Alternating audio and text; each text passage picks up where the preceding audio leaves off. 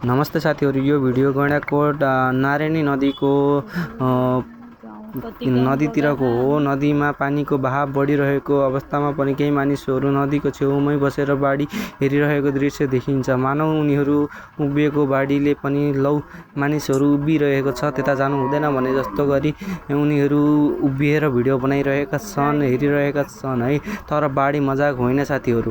नदी बहाव र पानीको सतह अचानक बढ्न सक्छ, त्यसले गर्दाखेरि हजुरहरूलाई क्षति हुन सक्छ। त्यसैले अनावश्यक क्षेत्रहरूमा तपाईहरु जाँदै हुनुहुन्छ भने काम बाहेक नदी किनारमा नजान आग्रह गर्छु म।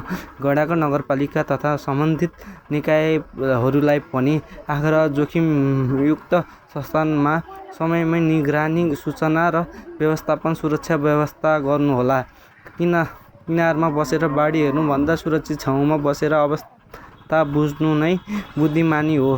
सावधानी अपनाऊ, आफू पनि सुरक्षित रहू र अरूलाई पनि सुरक्षित राखौ भन्दै यो भिडियो सार्वजनिक गरेको छु।